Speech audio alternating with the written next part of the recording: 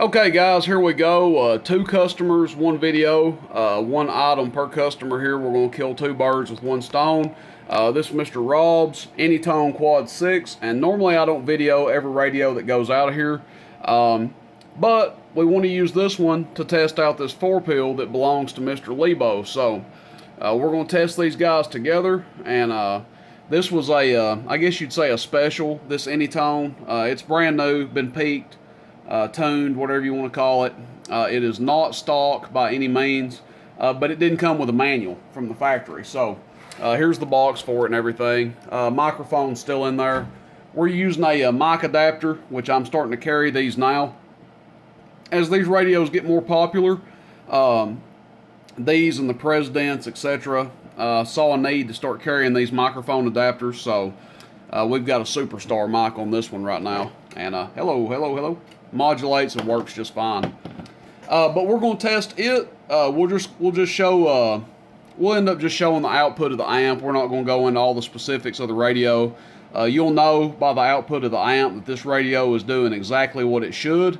We'll test it on AM and sideband. So 4-pill 2879, standard 2879s in this one. Delay and biasing has been added for sideband. So as always, all the way up is AM and the middle's off. Down here is your sideband delay. Highly recommend this pair if you like the Anytone. This is a real good amp to go with it. You can also run Striker 955s, things of that nature.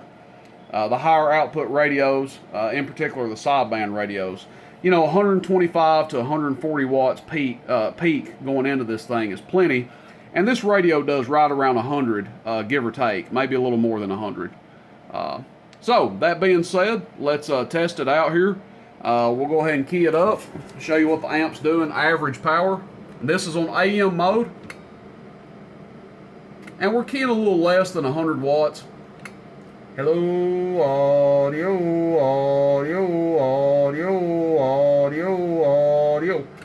And about 390. Now this radio, let's see, I'll put this 100 watt slug in here just to show you what it's doing, the way we have it set. I think we're only swinging about 30 watts average in, so it's actually pretty good.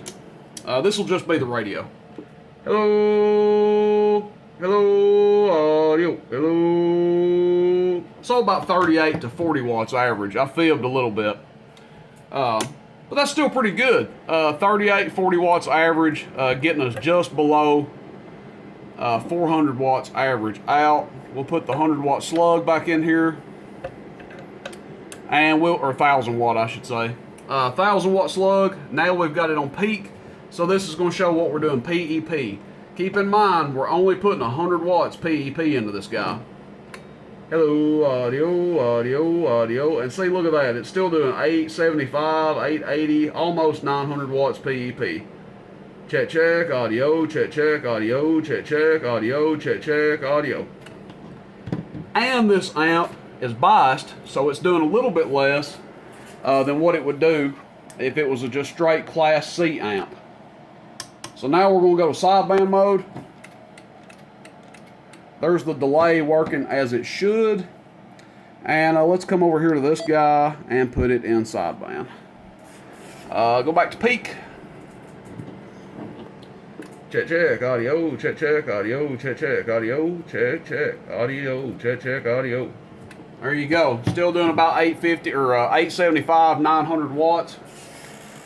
If you want to see what it draws on sideband and AM for comparison, this is sideband right here. Check, audio, check, audio. Ooh, it's really drawing some juice there. Audio, check, audio. Drawing over 100 amps on sideband. Now that is with this radio and the amp hooked on the same source. So let's go to AM and see what it does. It's going to be a huge difference what it draws on AM. Go back to mode. Let's see. Okay, now we're back in AM mode.